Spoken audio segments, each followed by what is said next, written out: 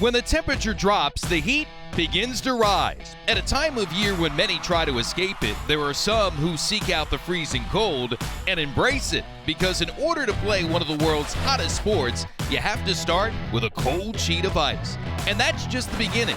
The better you get at this game, the more it rocks. Curling is a sport of skill and strategy, where success depends on a smooth delivery and nerves of steel.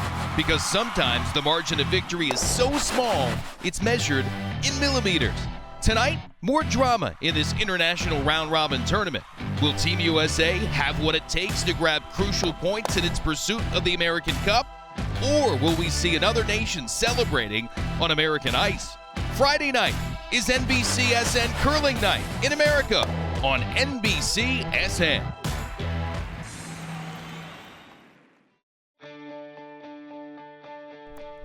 Welcome to another edition of NBCSN Curling Night in America.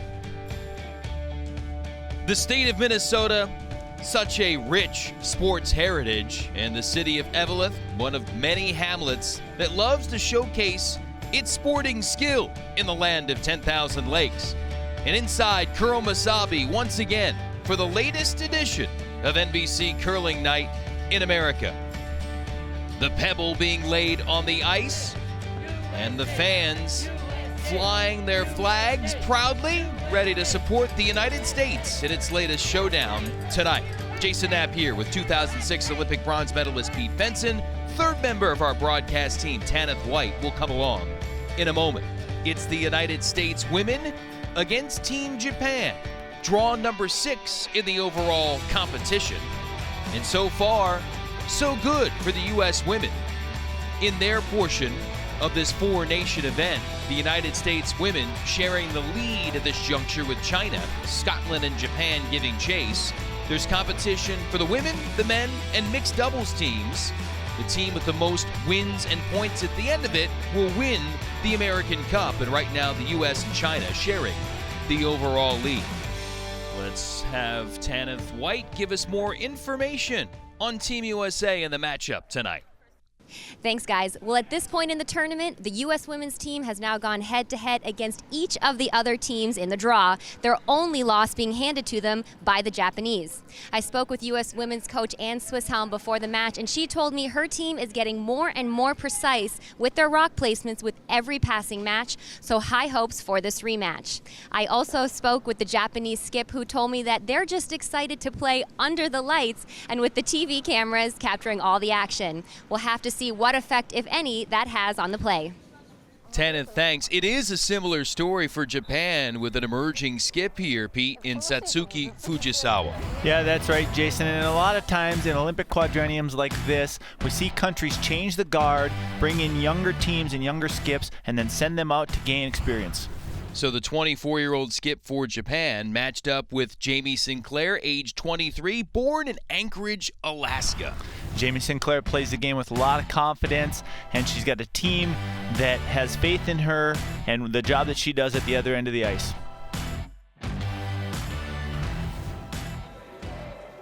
All 20-somethings on the Team USA roster matched up against another youthful side for Team Japan. The Japanese will throw red rocks, the United States yellow rocks. The draw to the button won by the Japanese, so they have the hammer, the last shot advantage. Yumi Sinclair at the far end laying the broom for her lead. 22-year-old Jenna Haig, who throws the first stone of this women's matchup on NBCSN Curling Night in America.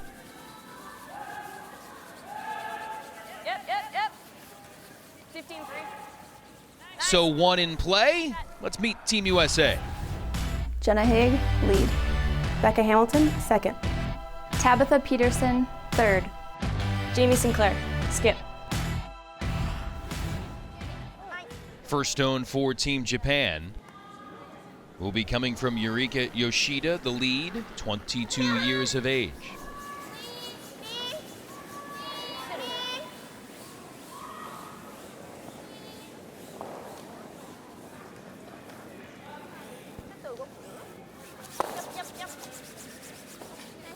Now the hit and roll for Japan. Let's meet the Japanese squad. Yurika Yoshida, lead. Yumi Suzuki, second. Chinami Yoshida, third. Satsuki Fujisawa, skip. So now you've met all the competitors in this one. See if Yumi Sinclair and Team USA can assert itself early. Second stone from Jenna Haig. Went to the University of Wisconsin-Milwaukee. Really got a claim in the curling world when she was part of a team that won the U.S. junior title when she was a high school freshman. That's real young to be winning championships. No offense to Jenna, she was very talented when she was young, but for a player to come up at that age and win, that's just quite an accomplishment. Kept it going now, and part of the high-performance program for USA Curling, putting together a lot of the top talent in the country, looking to find the right combination to continue to enhance USA Curling's position in the national rankings and try to come home with more medals at championships across the globe, and of course the Olympic Games, the next one coming in 2018 in South Korea. Sinclair eyeballing things up for Team USA. The fans in attendance rooting on the home squad as we're underway on NBCSN Curling Night. NBCSN Curling Night in America is being brought to you by Liberty Mutual Insurance. See car insurance in a whole new light. And by USA Curling, where Olympic dreams begin. First and underway for the United States and Japan. Women's action here from Curl Masabi in Eveleth on NBCSN Curling Night in America.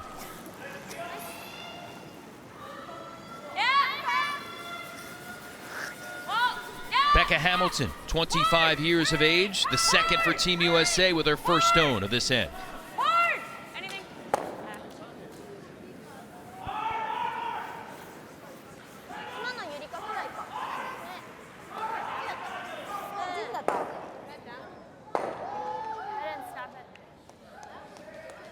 So with that nose hit by Becca Hamilton, the Japanese team has the opportunity to go around this corner guard now. Yumi Suzuki, the second for Team Japan. Another 24-year-old relative newcomer to international curling. Part of this team for the Pacific Asia Championships. And here in the U.S. in Eveleth at Curl Masabi for this competition.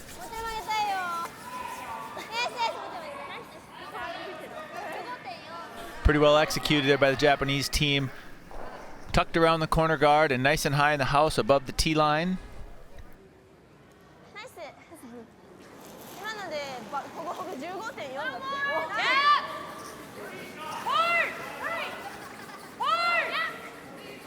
Becca just like to hit this right on the nose and run the guard into that rock in the house.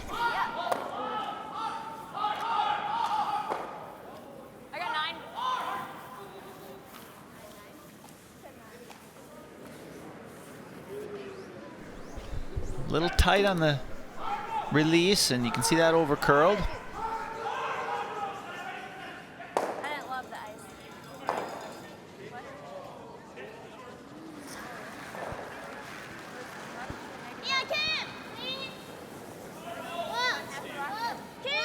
Suzuki's second.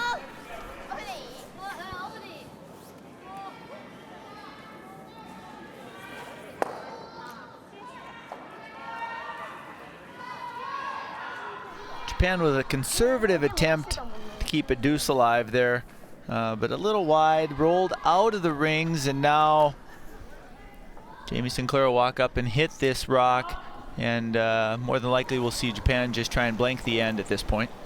First of 8 ends in this competition. With hammer, you'd always like to have the chance to score at least 2, or as Pete alluded to, things aren't going your way. Try to blank the end and retain the possession of that last shot advantage to the next end.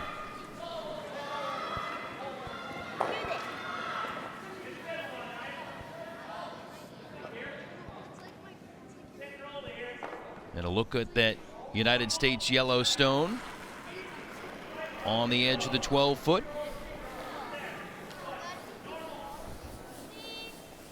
Shiname Yoshida looking to remove it.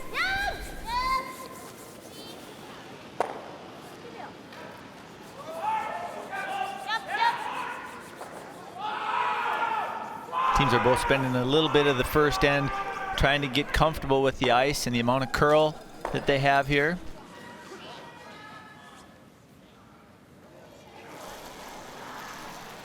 Here's Tabitha Peterson. Her second rock, 26-year-old from Eagan, Minnesota. Good sweep. 9-5. Nice.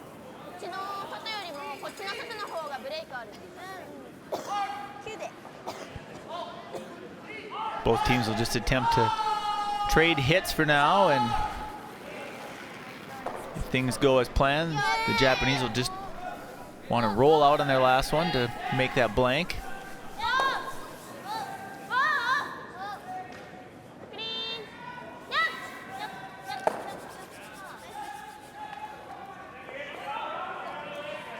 Hit for hit right now, the U.S. looking to continue that run.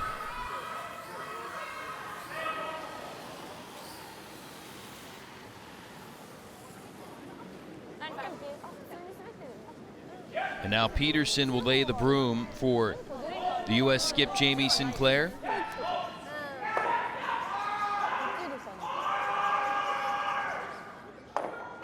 Born in Alaska, as we touched on earlier. Grew up in a military family, so lived kind of here, there, and everywhere along the way. Went to college in Canada, degree in international business. Made the move to Minneapolis in the fall to start training at the USA Curling National Training Center in Blaine.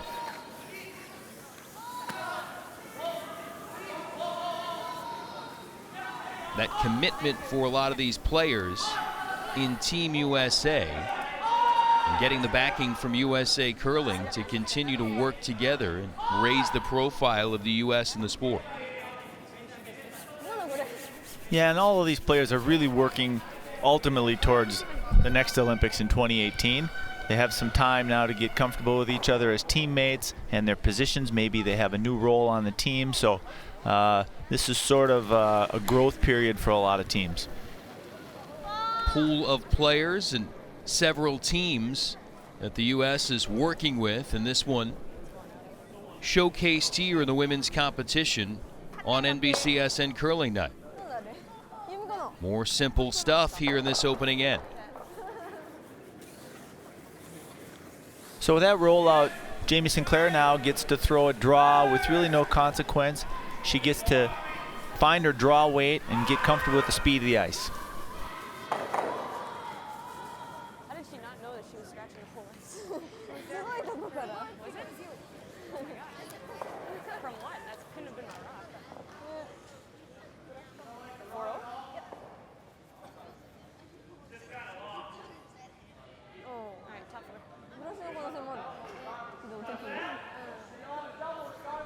Good chance here with really no consequence for Sinclair to just kind of set things up and get a good feel for the ice. Yeah, it's almost just a practice draw for her and for the sweepers. The front end gets to watch this one come down the sheet and gauge the amount of glide that's in the ice. It's important for later. They'll know when they have to sweep one for distance.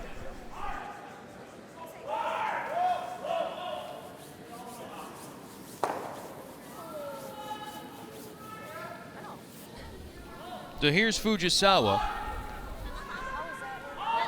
In theory, she could hit and stay and take one, but with hammer, you'd love to get two or more. So she'll look to try to take this out, roll out, and keep the hammer for the next end.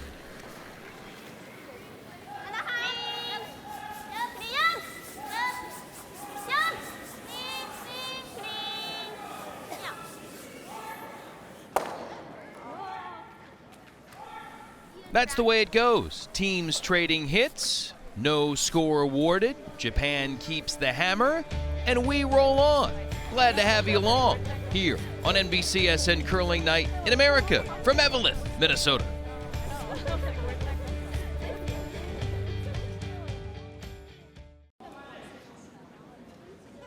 And number 2 looking for point number 1 of this matchup between Japan and the United States. Jenna Haig, just like in the first end, starting us off. The lead for Team USA. Piece the 4, line's good.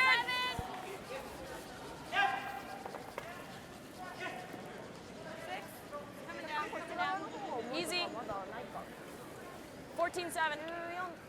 Piece the 4. Good judge. Nice.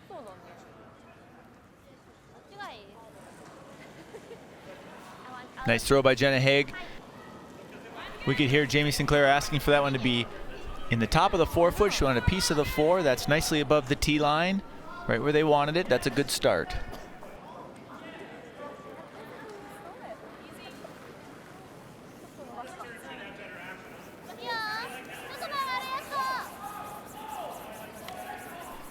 Now, unlike the first end, the Japanese threw a hit. Now they're asking for the corner guard. It's an even end. They still have the hammer. They're actually going to try and score 2 this end.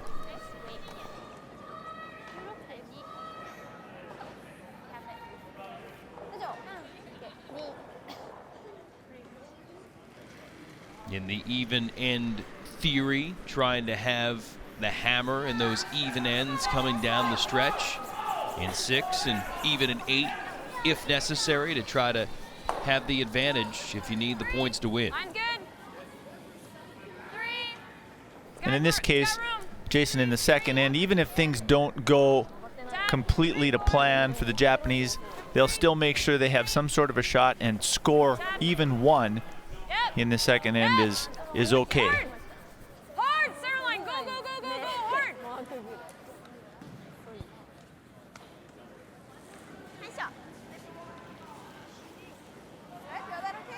That one under curls by almost a full rock. Looks like the one in the house is wide open. Yeah, that's why I gave you like this much more ice. I'll just give you same ice next time. May have heard some of the post-shot analysis for Team USA. They try to gauge things for the next stone. Here's the latest rock from Yoshida.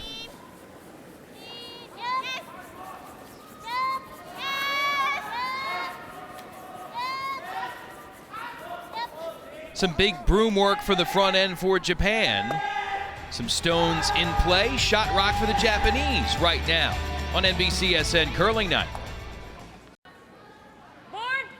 And number 2 resuming for the United States and Japan. Still looking for our first score here in end number 2 after a blank in the first end of the evening. Both teams trying to get a good feel of the ice conditions here early. Peterson, another player with family ties in the sport. Her younger sister Tara also involved in the U.S. high performance program. Looks on there. 6, 7. Hold. 14-3. Take it back. Yeah, back up, go. Back up. Yep. Hard. Tab's trying to draw the line 2 and get one under that yellow guard, but she really wanted to keep that high in the house, maybe top 8 or top 4 at the best.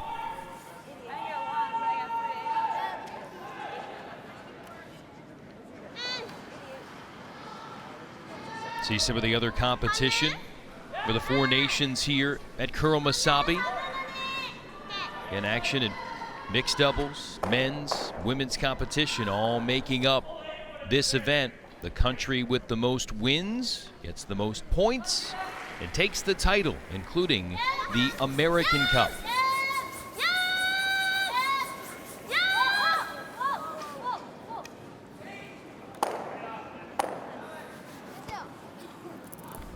Cleaning things up a little bit there with a double.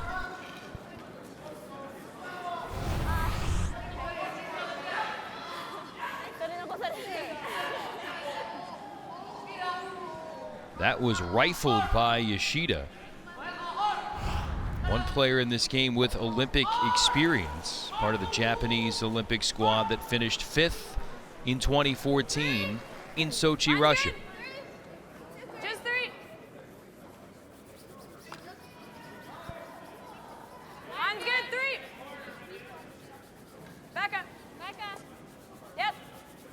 Now Jamie's called for a center guard here. The other option that she would have in this situation is to peel that corner guard and try and get the Japanese to blank the second end as well. But she's trying to put a little pressure on and see if she can get a force.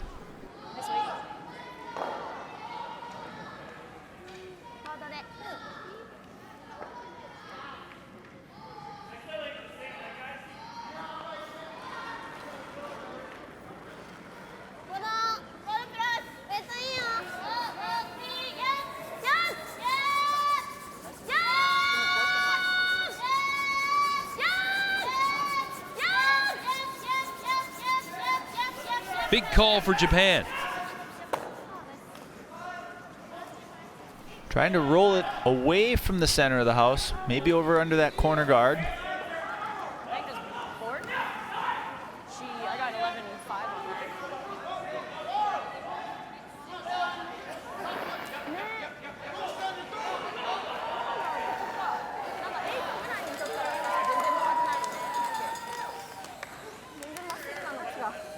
Now if Jamie can hit and roll under that center guard that tabbed through, they might have a chance to get the force in this end. Without hammer, Jamie Sinclair, Team USA, going to force Japan to just a single. Take that hammer, try to get there two in the next end, seize the lead.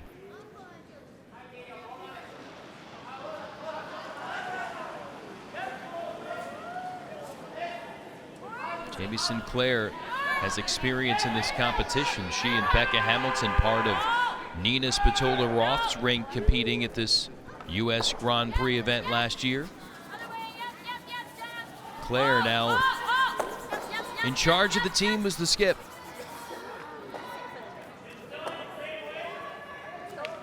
A little over sweeping there. You could hear call for sweep to try and roll it the other way, and just rolled it too far and right out of the rings.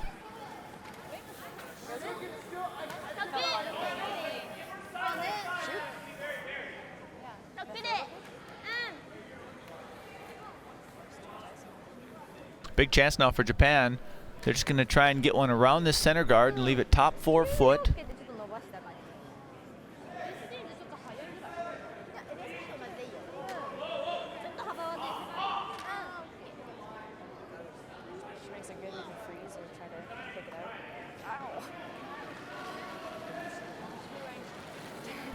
Fujisawa skip Japan and this group to the title of the Pacific Asian Championship in November, edge Korea in the final 8-7. So performing at a high level there and try to grab the upper hand early against Team USA here. Want to keep this above the tee line to prevent Jamie Sinclair from freezing for shot rock. Nicely judged by the sweepers.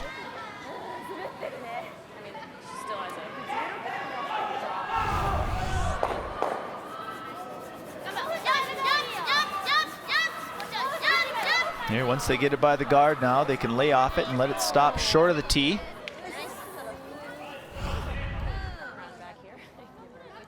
That's pretty good. You can see that's almost completely buried. Don't think Jamie can do much with it.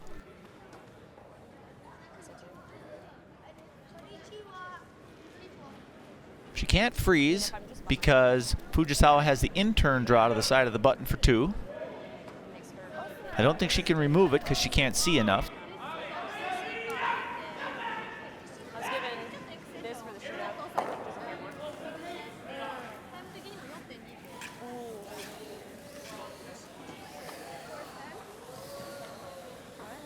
So she's elected to throw the in-turn freeze, and what she's trying to do is just freeze half a rock on the red and sort of guard the button and make the draw very difficult for the Japanese team. We can bring it behind it as a plan B.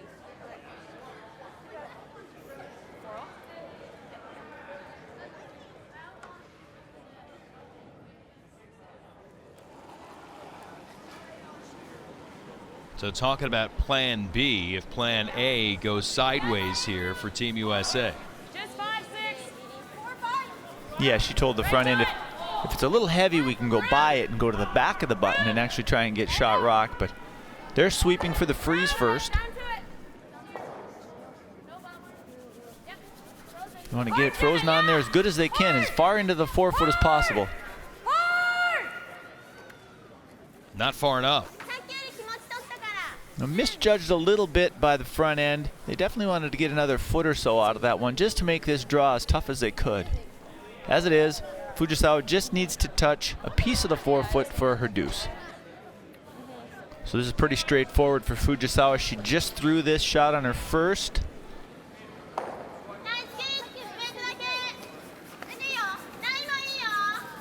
Looks good leaving her hand from the camera view. Front end's pretty happy with it.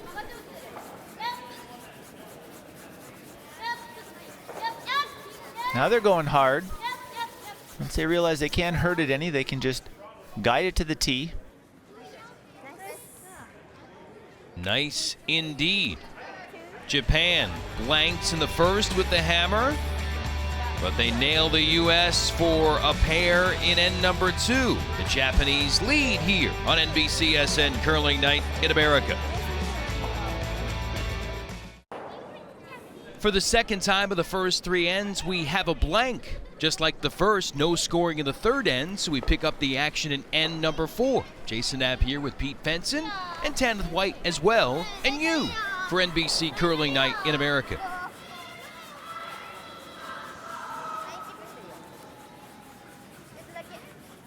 Japan with 2 in the second. The U.S. with hammer now, seeing if they can score in this even end. And Japan, with a 2-point lead, is elected to just throw the first one in the rings. They know that Team USA has to score at some point, so as we see here, they're going to throw the corner guard and try and generate a little offense. Line's good.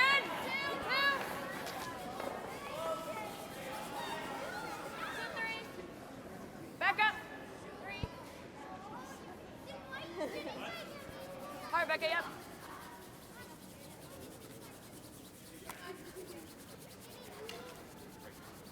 Trying to put this corner guard in the right place. They want to get it far enough over so that they can actually go to the middle if they have to, and deep enough so that it provides the right amount of cover.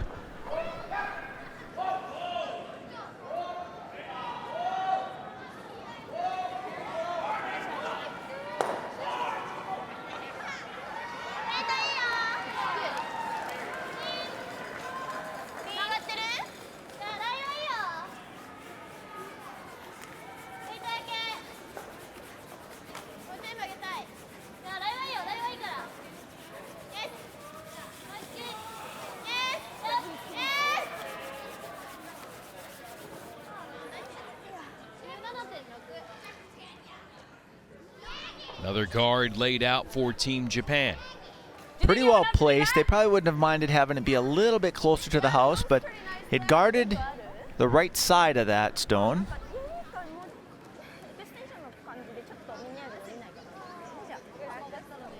Seen so much young talent across the sport of curling in recent years, especially during our coverage here on NBCSN Curling Night in America. Age 22, Jenna Haig among those players. See a lot of the athletes pick up the game in their teenage years. Haig, a little bit earlier than that, started curling at age 5, got more and more competitive. Again, part of that U.S.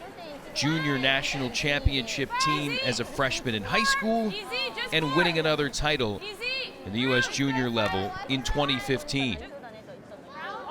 The team finished 5th at the World Juniors last year.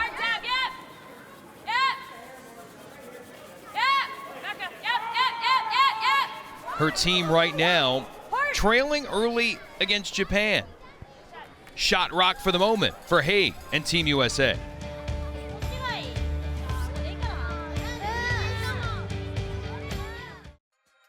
Curl Up with Jamie was originally a school project. I had to come up with an idea, so I started a YouTube channel that has short little videos.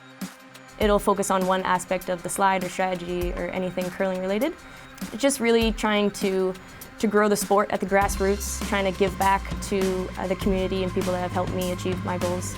I spend all of my time doing something curling related, so this is just another aspect of that. I produce these videos and hopefully people are getting something out of it and improving their curling. Technology, youth, all part of growing the game, and Yumi Sinclair seemingly at the forefront with all this technology. Yeah, something she seems to have a lot of fun doing, and people enjoy watching it. Hope you're enjoying watching NBCSN Curling Night. 4th end, Japan with a deuce in the second. U.S. has the hammer. We'll see if Yumi Sinclair and her group can match Japan with a 2, maybe score more, or at least get on the board in some fashion. Chiname Yoshida, an office worker back at home in Japan. Looks pretty good in this office setting as well. The sheet of ice.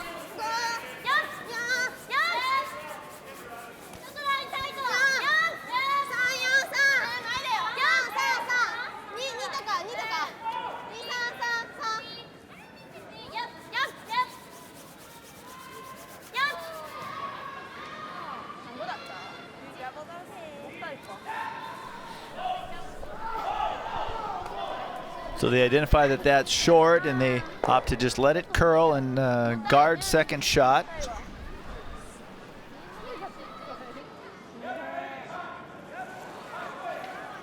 Here's Tabitha Peterson.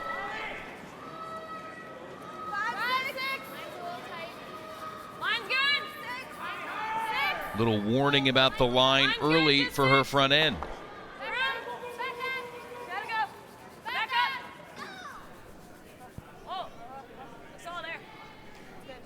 Want to keep this above the button. Don't want to slip behind the tee line.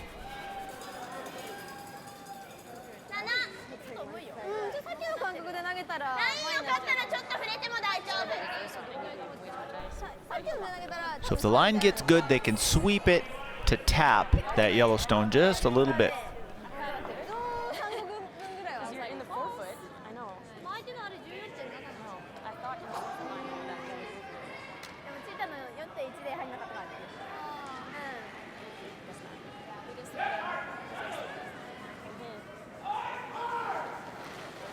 Fujisawa. See her leaving from the hack.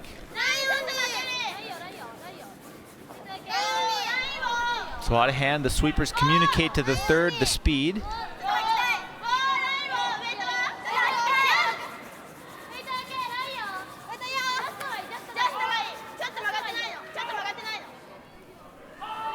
Trying not to bounce it off the yellow. They just want to freeze on the side of it. Undercurled a little bit. They probably actually overswept that one just a little bit. They needed it to curl another quarter rock at least.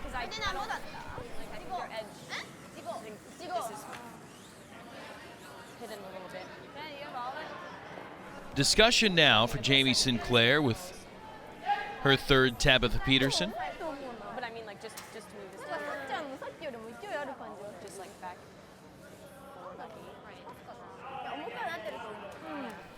That Japanese stone looks like it's wide open. I think Yumi can come down and just give it a little tap and loosen it up from that freeze. So you see those two having their conversation, and we talked about Jamie's influence with her website and technology. One of the other things, Pete, that she talked about in her website is talking about having a hearing disability. She says she has hearing aids, doesn't wear them on the ice while curling, clearly has the ability to communicate when it's loud. She jokes that sometimes if you see her smile in the course of a game, that might mean she didn't hear what you said. Yeah, it's something that can definitely be challenging for her and her team, but it looks like they've really figured out a good way to handle that. Certainly has worked out to get to the high level that Yumi Sinclair has in her relatively young curling career at age 23.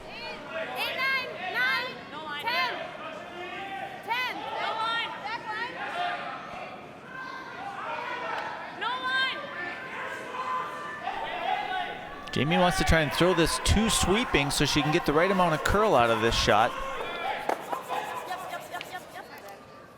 Not bad. She tapped it free, but would have liked to have gotten inside the nose a little bit to lie too. That's back line, eh? Yeah. Just a hair heavy.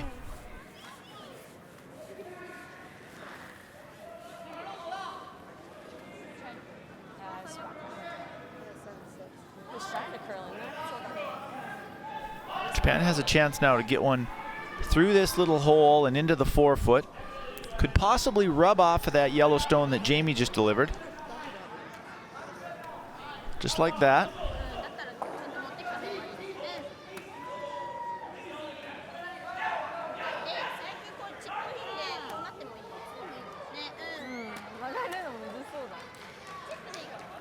Probably just with draw weight, they can just touch the side of that yellow stone and roll to the top of the button. If you can't understand the language, you can certainly understand the language of broom. Trying to figure out what Japan's going to do here as they point away.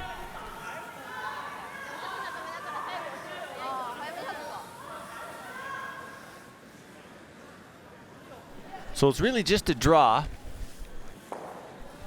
And as it starts to curl and head for the top of the button, they wouldn't mind just rubbing the side of that yellow one, caroming into the top of the button, and hopefully to get shot rock.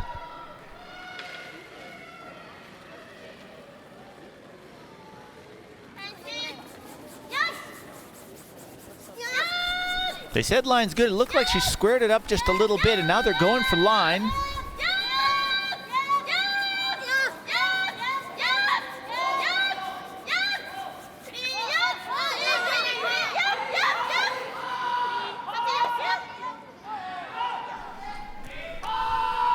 Well, that was just light out of hand, and due to the lack of weight, we can see it over curls, bounces off the guard. Doesn't actually end up all that bad. Jamie's gonna have to make something pretty good here for two. I'm not sure that she can get past that red rock and with enough weight to play the double tap, yellow, red, and tap the red out far enough for more than two. I probably know the ice best for normal. Probably a slightly low side. She does have this I'm thinking. run in on the guard for three. Didn't move at all. I did this for 10 and didn't move at all. So I'm thinking middle of the rough. She hits it just probably just an inch inside the nose. She'll drive it across the face of the yellow. Yellow onto red and count three. Just 9-5.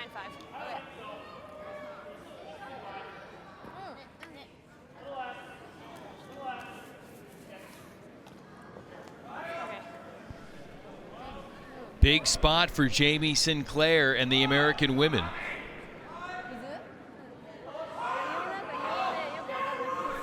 Yeah, that's right, Jason. Big chance here to count three.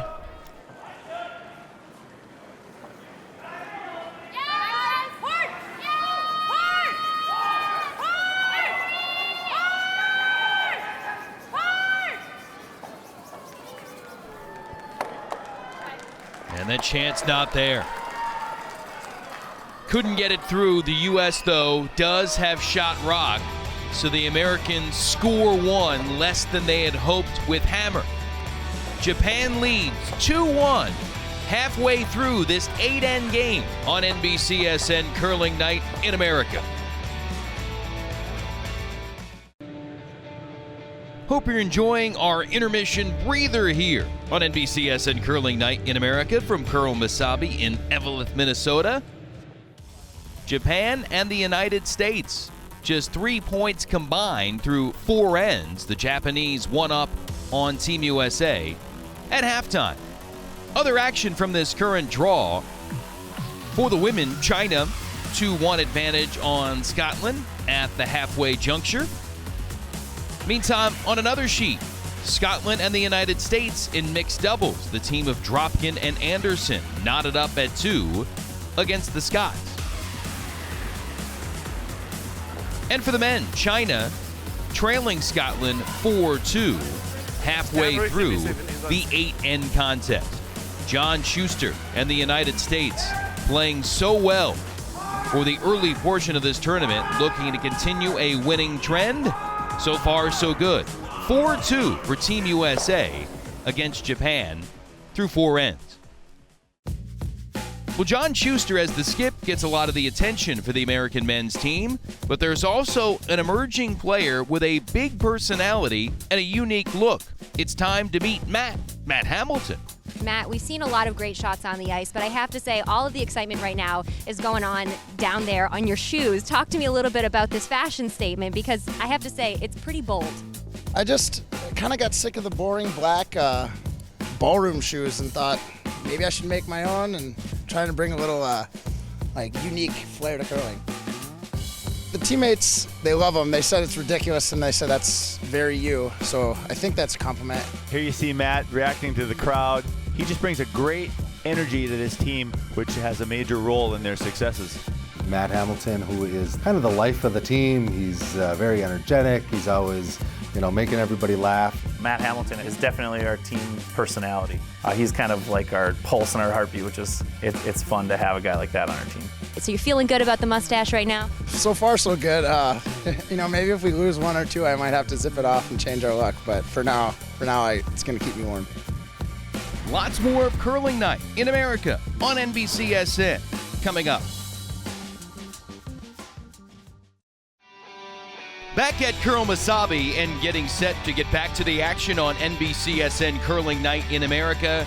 Japan and the United States. It's been a low-scoring affair. Let's check in with Tanith White.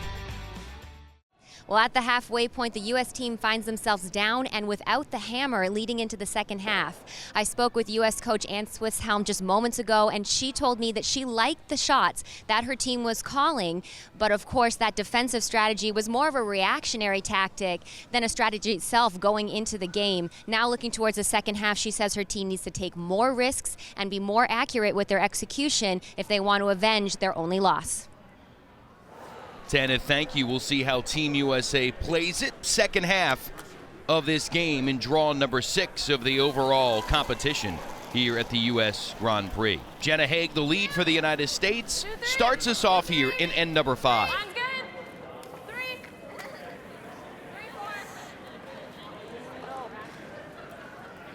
The U.S. just escorting this one down, Pete. Trying to generate offense when you haven't done so early in a game. Can you be over-aggressive? Well, Jamie Sinclair has to remember that her team's done a pretty good job thus far of setting things up for her. They have to just do a little bit better job on the back end of putting things away, cleaning it up and putting points on the board. Yurika Yoshida, 22-year-old lead for Japan.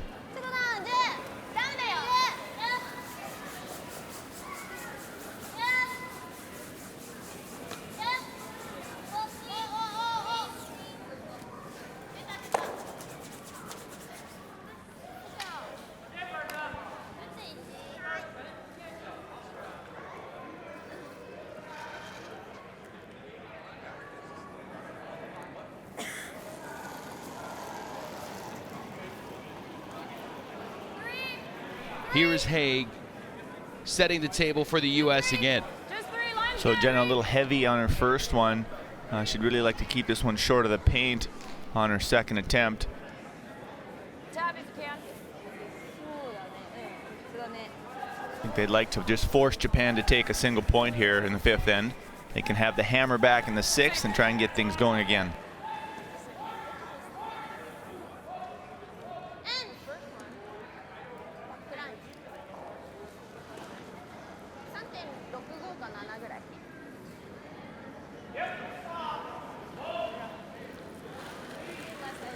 Now, Japan's not able to remove this rock from play, but they're just trying to throw lightweight, maybe backline weight, and tap this American stone over, kind of get it out of the center of the sheet.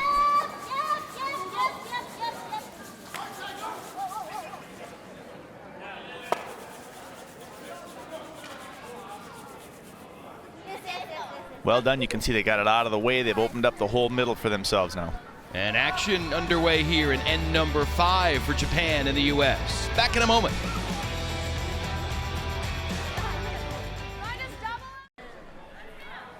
Japan 2, the United States 1. Looking to get another point for their country here in the overall competition that is NBCSN Curling Night in America this season.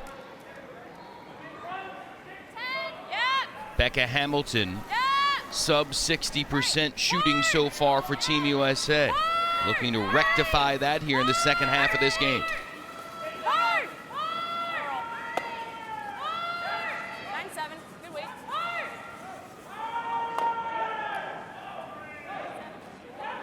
The U.S. after a miscue on Jenna Haig's first rock are trying to hit their way out of the little trouble they're in right now and maybe get the blank here and not let Japan get away with a deuce, which is kind of the way it's starting to look here with an open house, and they have a chance to split the rings.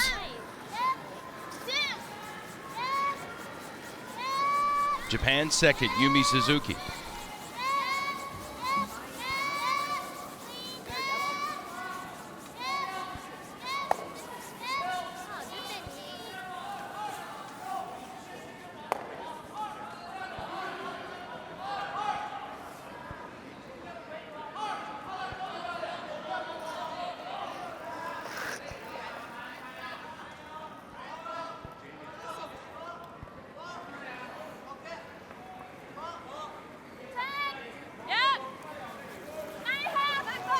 Jimmy's asking Becca to play the hit and roll here, maybe roll under the red, but it's important for her to keep the shooter in the rings and make Japan chase a little.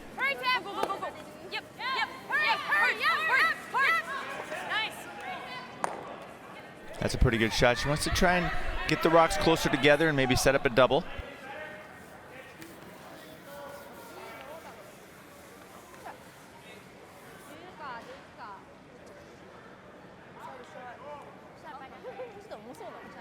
Little hand signals there.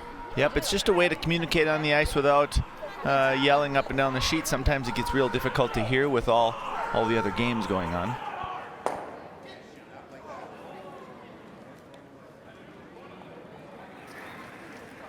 See if they're on the same page here with the intended shot for Team Japan.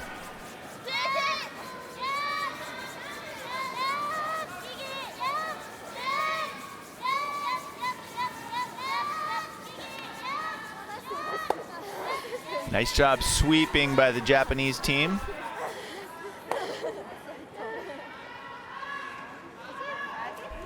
A little bit out of breath, getting their work in to get it done.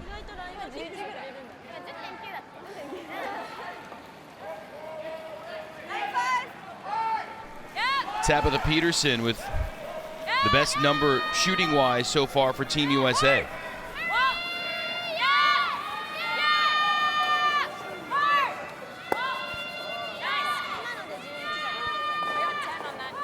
Another good one. You can see Tab rolling out the other side behind that red rock. Changes the shot up a little bit for Japan now.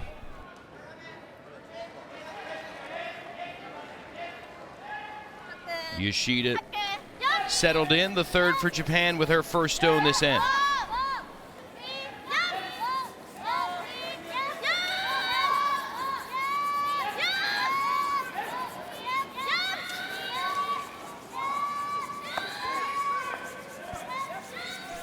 Nice weight control again by the Japanese. I don't think she could see all of that American stone. And they're able to hold it here with the brushing. And that light weight, having not hit it right on the nose, they only rolled about a foot. Suzuki and Yoshida, strong work and helping get that stone into a spot. Japan lying two. And now rock two of this end for Tabitha Peterson. Here's a double chance for Tabitha that the Americans have been looking for. She needs to just get across the nose a little bit.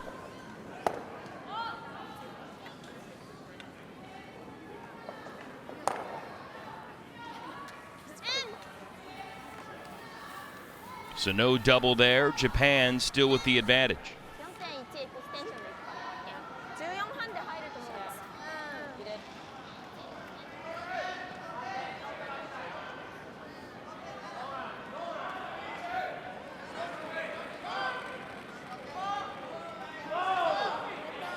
For the Japanese now, they're just throwing a draw to the other side of the house to split the rings. They want to get this to about the tee line, probably a little deeper to make sure there's no double.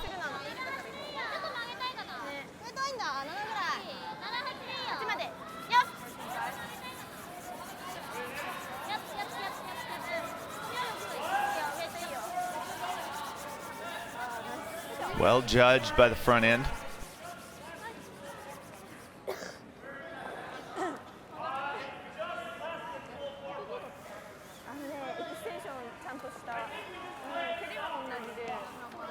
Some precision shot making so far this end for Japan, continuing to apply the pressure to the United States. Was it Becca that threw one here?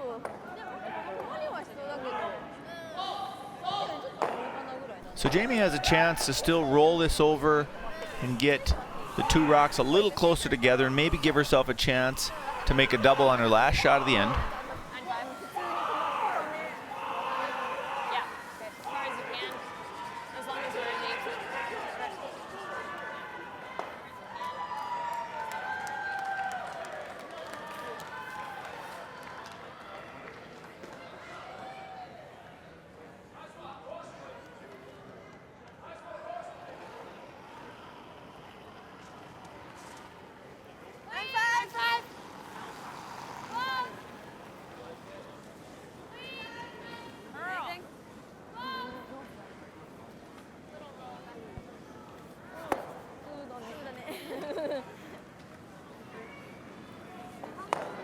She was looking for a little roll, but you can see even with the nose hit, and that rock being one rock higher than it was previously, she should have a chance at some sort of a double here after the Japanese throw their first skip stone this end.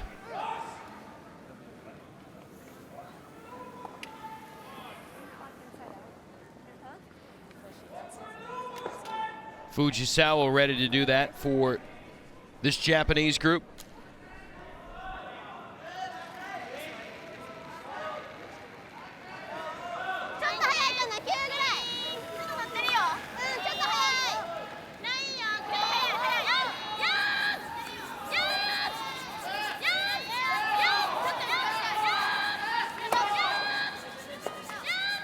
So there you see the angle now. Another nose hit and an opportunity for Jamie to make this double and get her team out of trouble.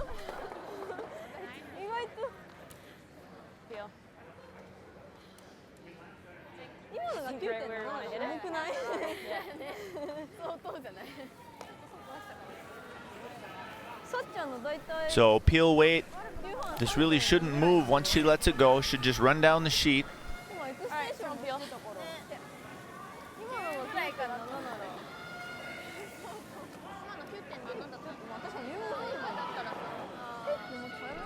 Japan, after the teams blanked the first end, got two in the second, another blank in the third. The U.S. with hammer in the fourth, only able to get a single. And now Japan poised to get another deuce here in the fifth. Yumi Sinclair trying to change that storyline with the last rock for the U.S. in this end.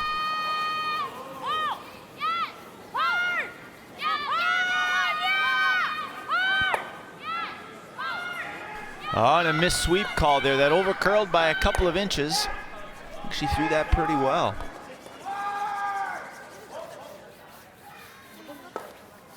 So no double for Team USA, and now Japan with a draw for two.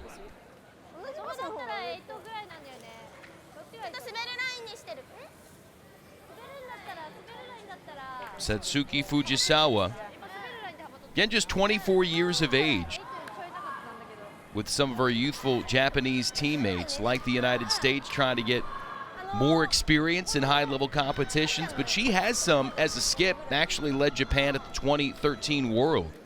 The group finished 7th that year in Latvia. She gave way, though, for the legend Ogasawara, who came back for her third Olympic appearance for Japan in Sochi. But now, Fujisawa back as skip. It's her team now, and Japan continuing to build. Chance for two, and the lead here on the U.S. A pretty routine draw here for two. They just have to get it to touch the 8-foot. Well judged by the front end. Japan took the upper hand early in the end and didn't make a mistake. As a result, the Japanese with a 4-1 lead on NBCSN Curling Night.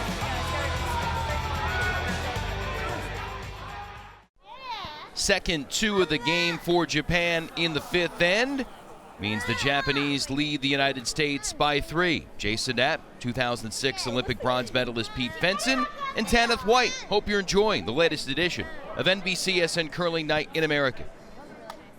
Yumi Suzuki will start us off here in the sixth end. The U.S. has the hammer back, and their work cut out for them to avoid falling to Japan for the second time here in the women's competition.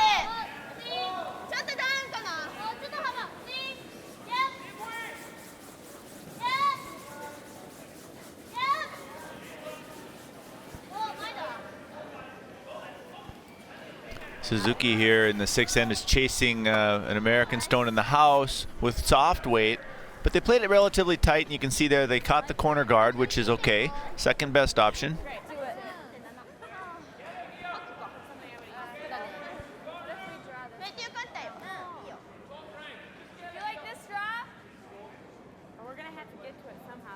Not a whole lot.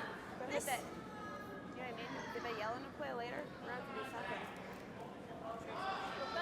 But if we do this, they're just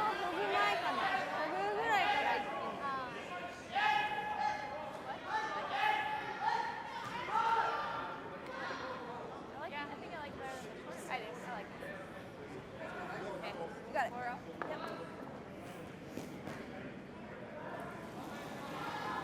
So the U.S. discussing their options. They've opted to throw this in-turn draw around the center guard. Yeah, line. Line's good. Line's good. Yeah. Hurry. Hard. They know they have one in the 4-foot that they have to deal with eventually, so they're trying to get another one on the paint. Hurry. You're fine. Full 4. See if they can scrub it in here for shot rock. Whoa. Shot. Great sweep, guys. 15-3.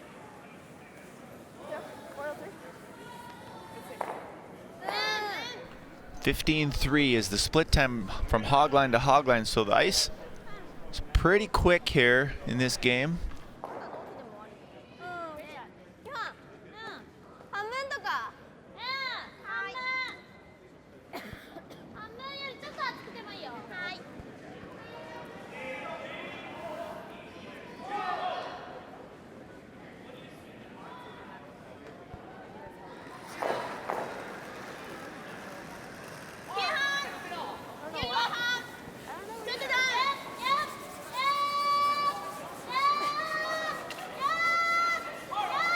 Japanese here with a 3-point lead.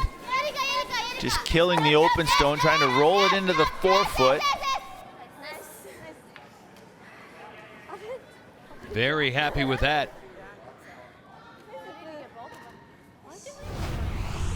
As they should be. You can see here, well executed, nicely swept, rolling it perfectly to the side of the button for shot rock.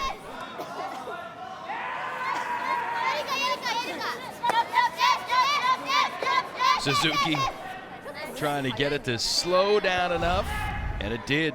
Her front end with fine work as well.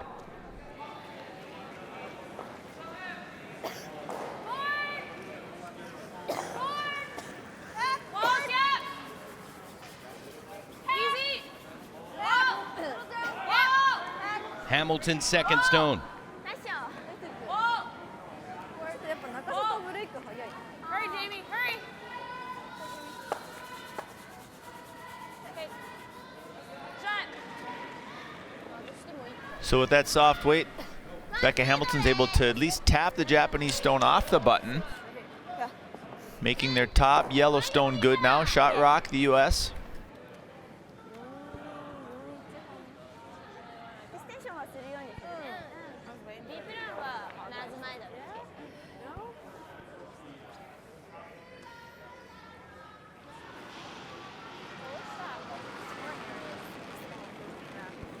Chiname Yoshida.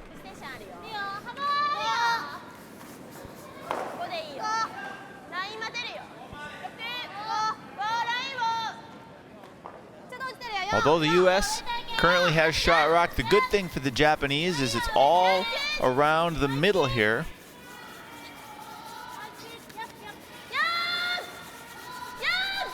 Even Fujisawa in to help with the broom duties. Watch your step. That's okay. It was just like this.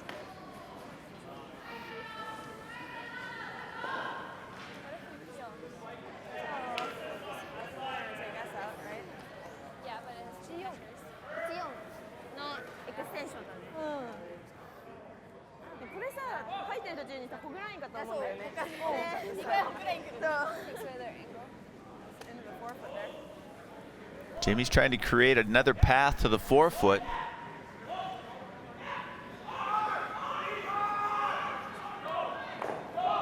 You can see all those 3 Japanese stones short of the rings and above shot rock. The Japanese will have a chance to advance some of those, possibly.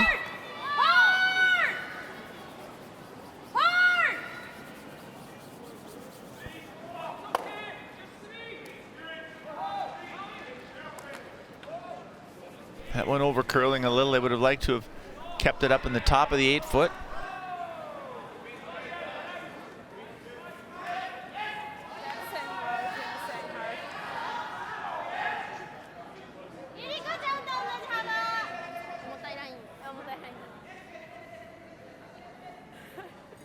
But if the Japanese could come down and just corner freeze this yellow stone, it would really make it tough on the American team now.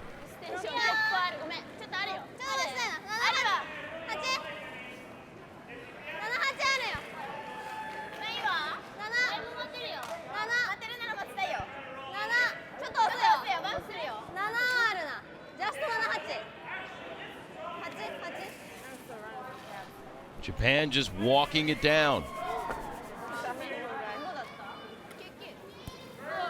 A little break for Sinclair and her team.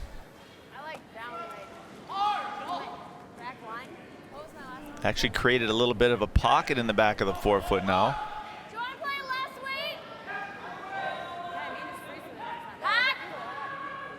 They could also possibly just throw the draw in there. Out-turn draw to the back of the forefoot. Just back line.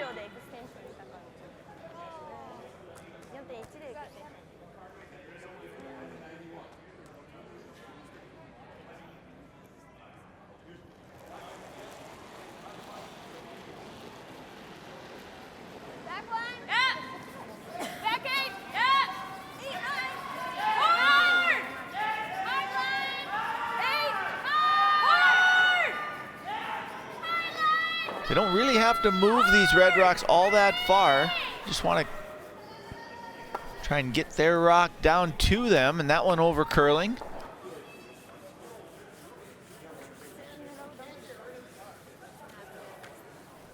Peterson didn't look to be a fan of that one once it left her hand. She's a little bit lighter than they wanted, and you can see that over curled a fair amount. Heard Tab say it's not the way to miss that one, and she's right. She can be a little heavy and be down to those red stones and still be okay.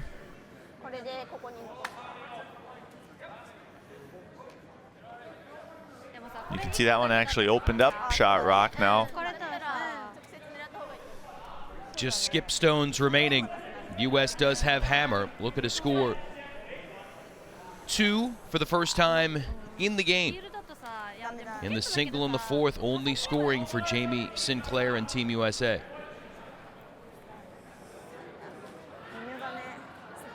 Tab having a pretty good game until now, but you see that pocket that she had a chance to get one nestled into and coming up a little light. That was probably a big miss for her at this point in the game.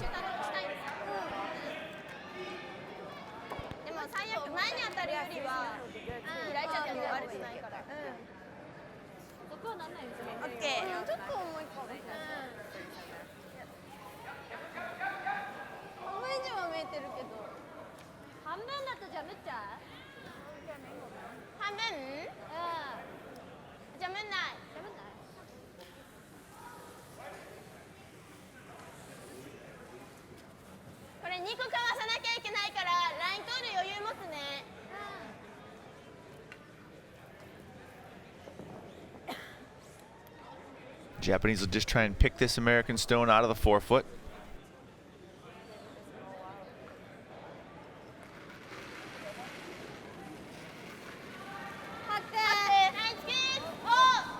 See what Fujisawa can do.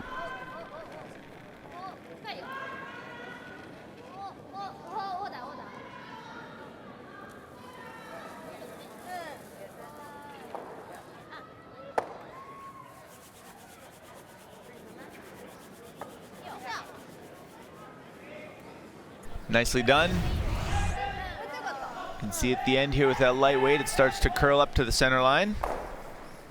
Catches just enough of that yellow stone to pick it out of the house and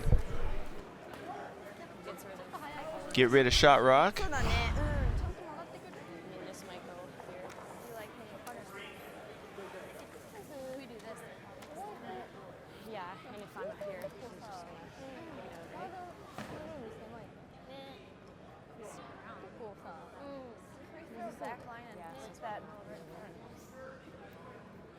That pocket's still a pretty good place for an American stone. Even red on nose is good, right? Jamie can come down between those two red rocks with a draw and maybe even just rubbing off the one on the left. Yeah, we don't have a ton of time. I guess so. And considering the clock, 30 minutes of thinking time for the teams to complete their games. And here in the sixth end, the U.S. cognizant that they can't waste too much time contemplating this shot and put themselves under the gun in the final two ends. This is pretty straightforward now for Jamie Sinclair. She should know this line.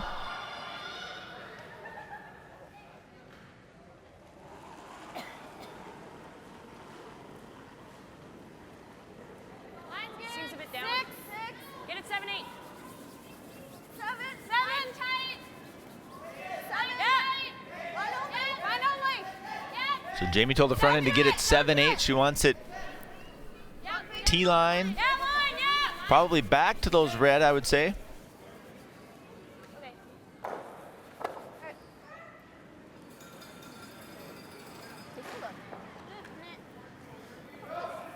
That's not bad. I think she would have preferred to have been frozen in there. 93? You can see by tapping that red stone back now, giving the Japanese an opportunity to remove that yellow stone.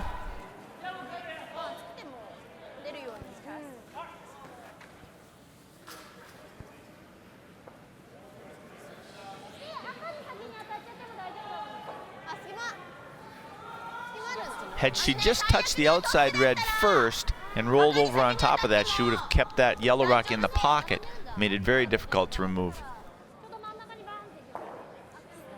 Fujisawa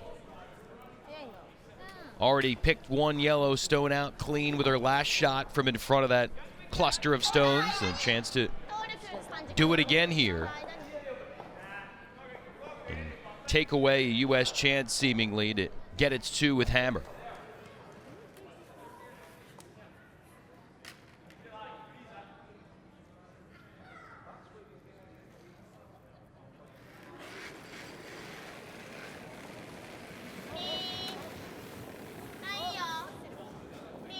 A little more weight than her first one.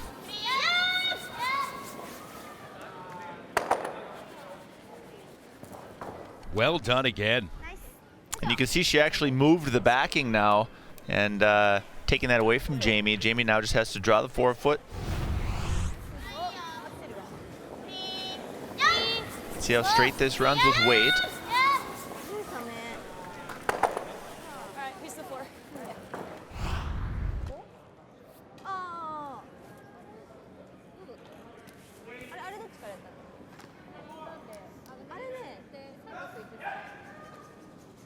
Japan been making more of the quality shots in this game than the United States, but Yumi Sinclair needs one now to just salvage a single point here with the last stone of the 6th end. This is the same draw she threw on her first one. The front end seems to have a good look at it.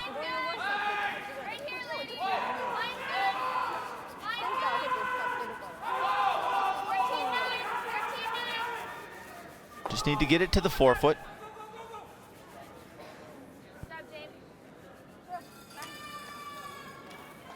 It's in the 4-foot. It's a single for the U.S. Not what they desired, but what they got. 4-2 the score after 6. You're watching NBCSN Curling Night in America. The United States down 2 with 2 ends left against Japan on NBCSN Curling Night. The action underway here in the 7th. Yumi Sinclair, the skip stones remaining, trying to come up with some magic. And the Japanese with a 2-point lead here in the 7th. Not interested in mixing it up. The lead for Japan, Yurika Yoshida, made a great tick shot on her first one, moving the center guard over to the side of the rings and then killing it on her second, and it's been pretty straightforward from there. The U.S. is trying to take advantage of this center guard now.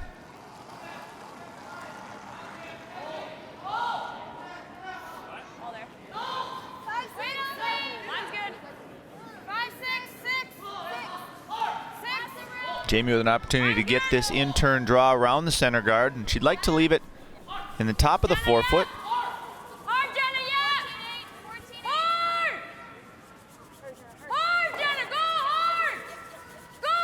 Weight's pretty good. They got to just get the line right here, the best they can. Great sweep.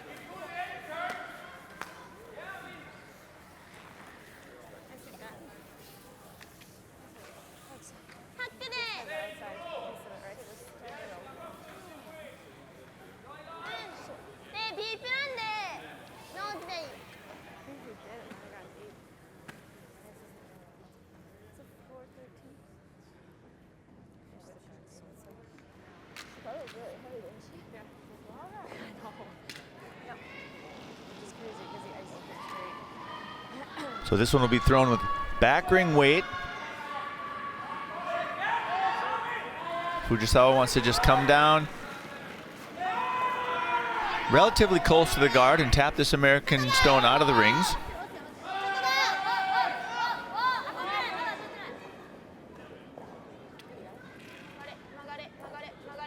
Waiting for the line.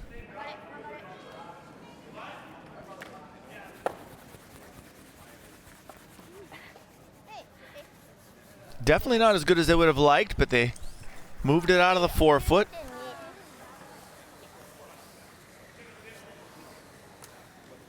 Same thing.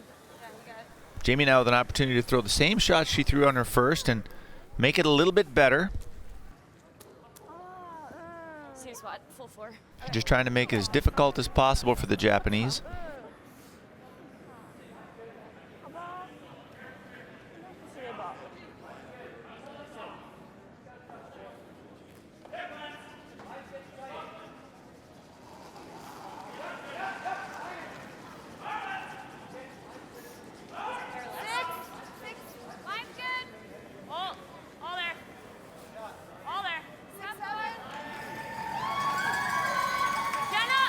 Six, 7, sounds like the weight's close again.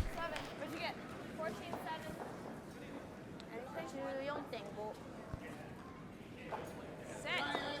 Like to stop above the tee. Pretty good, but once again it undercurled. They would have liked to have gotten that all the way buried.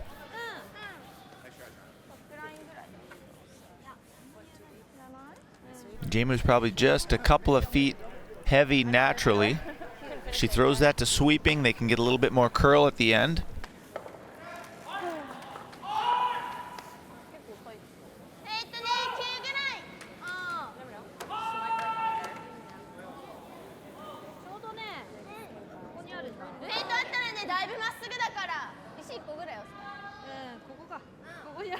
U.S. lying 3, but Japan in good position to get 1. And right now that 1 would be large, giving the Japanese a 3-point advantage heading to the final end in this 8-end game.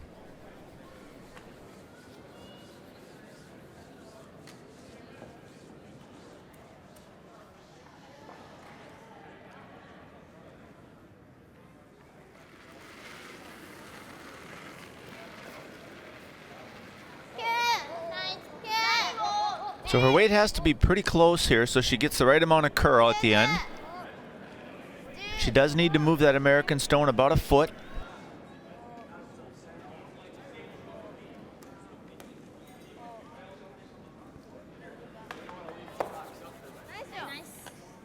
Just good enough. Didn't roll too far, it looks. And Team USA watches their counterparts score one more time. Pair of 2s and now a single for Team Japan. The U.S. down 3 going to the 8th and final end as we twirl the night away on NBCSN Curling Night in America.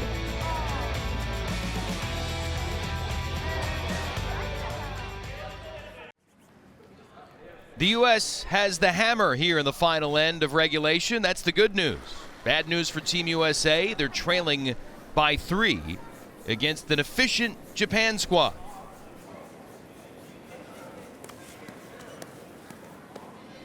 And a simple throw through here for Team Japan. They want to keep things clean and wide open.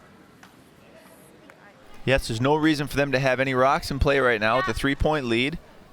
As soon as they get to second stones, we'll see them start peeling.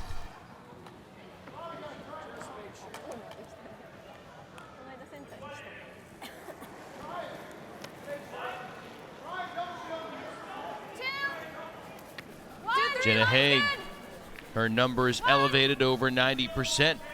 Shooting-wise, in the lead position for Team USA.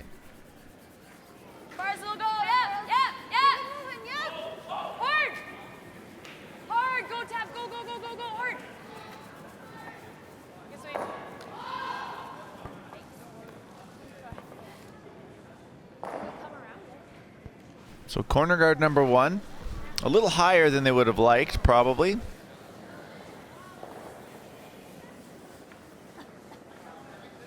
Nonetheless, short of the rings.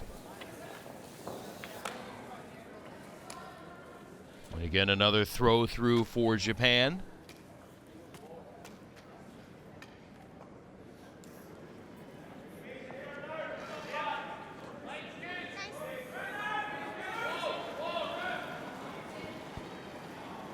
Jenna now going to the other side of the sheet to try and spread these rocks out.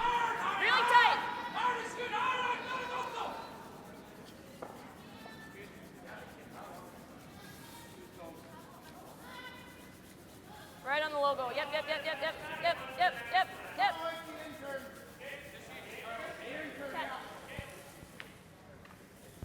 That one's in a better place, a little more usable. And now with 4 stones thrown in this end, free guard zone goes away. Japan now allowed to remove some of these rocks from that free guard zone.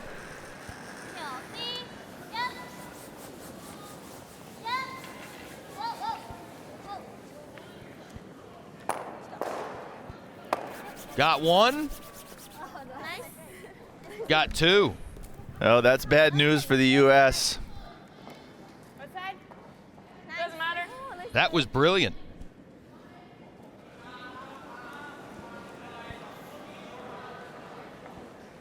Mine's good. 2. It's the 2 guys. 2. 2, 3. Mine's good. Following that nice double. Now simple work for the Japanese team just to keep peeling single stones.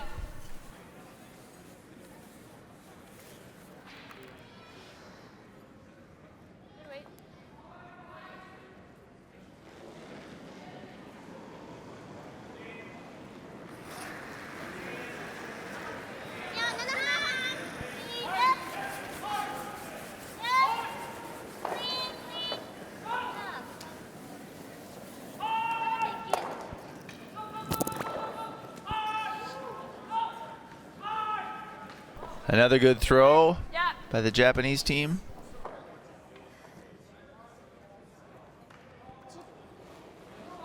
Jamie Sinclair looking on as Japan keeps peeling away the U.S. comeback hopes. 2-3. Another stone for Becca Hamilton.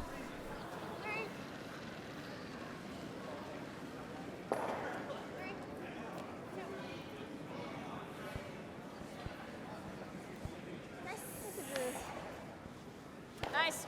Good shot. The U.S. now needs help from Japan to make a mistake, and the Japanese really haven't made any so far in this game. No, they've played a good game here today, not making very many mistakes at all.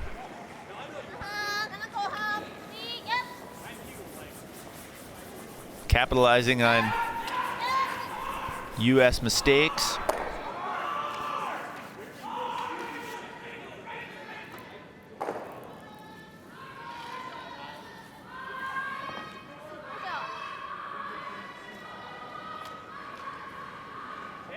U.S. gonna play it out till there's not enough stones left for them to overcome, it seems.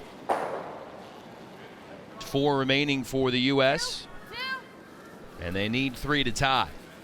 We'll throw one more corner guard here and hope for a nose hit by Japan. Back up. Yep. Yep. Yep. Good sweep.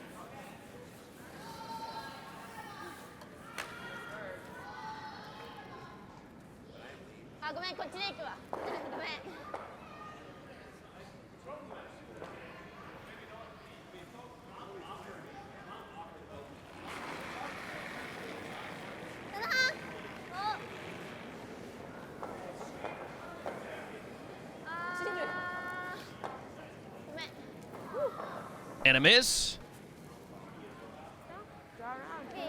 Well, that's a break. Unexpected, however, but they'll take what they can get.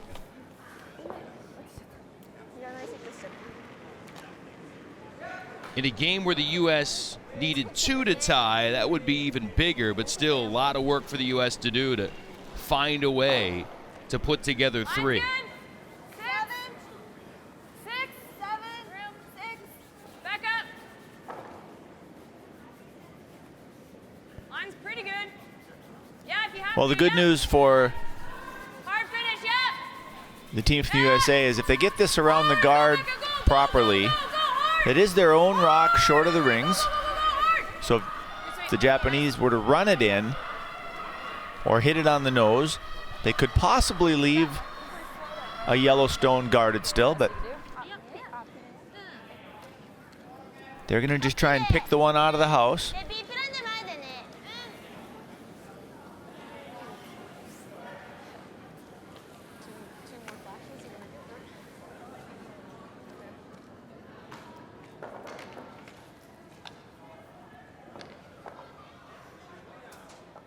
And the skip for Japan ready to go. Fujisawa trying to knock this out and kill the U.S. hopes.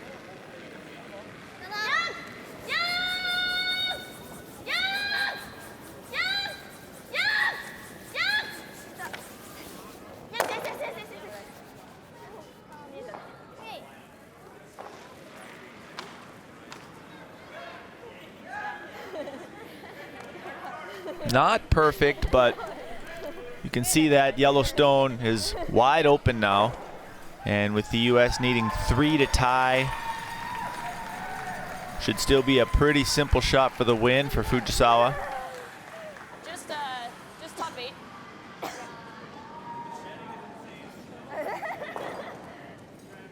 Got a bit more, Tab?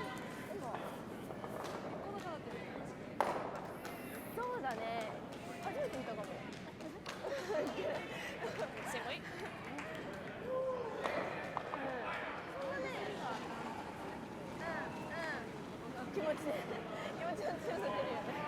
Easy. 5, 6. Just 5. Just 5. Room. Easy, guys. Just 5. Right here. 6. Carry it. Yeah. Yep.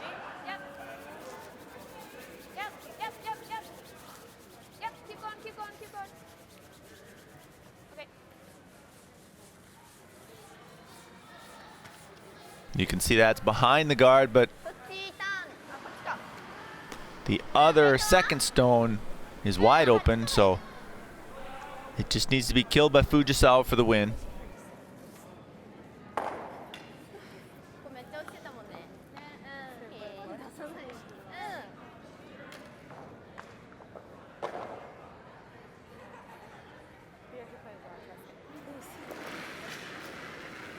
If red removes one yellow, Japan takes the W.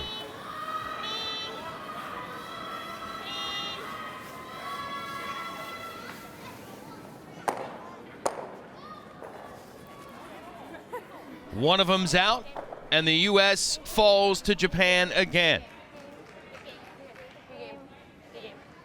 5-2 the final as Team USA watches a Japanese squad that wasn't overpowering but was ultra efficient. And the U.S. will look to regroup. We'll hear from the Americans coming up here as NBCSN Curling Night in America continues. NBCSN Curling Night in America has been brought to you by Liberty Mutual Insurance. See car insurance in a whole new light. And by USA Curling, where Olympic dreams begin. Here on NBCSN Curling Night in America, Japan able to get by the United States 5-2. Yumi Sinclair, the U.S. skip, standing by with our 10th white. Well, Jamie, obviously not the outcome you were hoping for in today's match, but can you talk about how your team played? Well, I mean, to be honest, we just kind of struggled all around. It was the ice was a little bit tricky today. We're just not quite getting it, just on the wrong side of the inch. Just things didn't seem to be going our way. But we did a good job staying in there and just keep fighting, basically. But unfortunately, yeah, the outcome wasn't what we wanted. Thanks, Jamie. Frustration for the United States, and as we look at the Team USA aptacular shot of the day, Japan with one of its efficient plays in the game. Yeah, facing 3 U.S. counters in the 7th end. Japanese skip Satsuki Fujisawa makes this nice tap for 1 and a 3-point lead, playing the 8th for Japan. The big one ended up helping seal the win. Download the Team USA app for up-to-the-minute news and exclusive behind-the-scenes coverage of your favorite athletes. Visit the Google Play and iTunes Store and download the Team USA app today. Other scores in this latest draw: the Chinese women over Scotland in the overall team competition. And China has the lead in the women's standings by 1 over Japan and the United States, with Scotland in 4th currently. Meantime, in mixed doubles, the United States tandem of Corey Dropkin and Sarah Anderson back in the win column, 2 points better than Scotland with a 7-5 final result.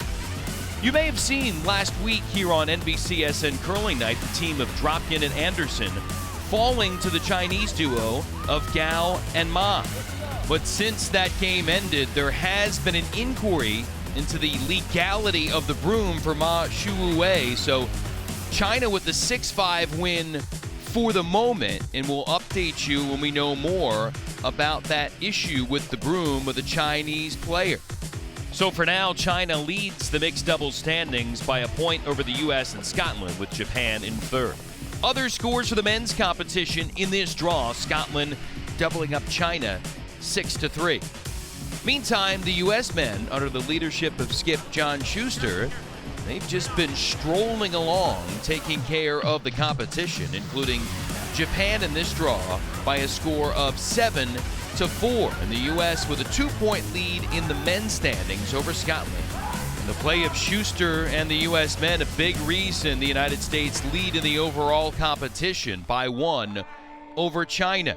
Again, the winner of this 4-nation event takes the American Cup, and we'll see John Schuster, John Landsteiner, and the rest of the United States men in action one more time on the next edition of NBCSN Curling Night in America. Hope you're enjoying our coverage all season long. For Pete Fenson, Tanith White, and our entire crew, that'll do it for tonight. Another NBCSN Curling Night in America. See you next time.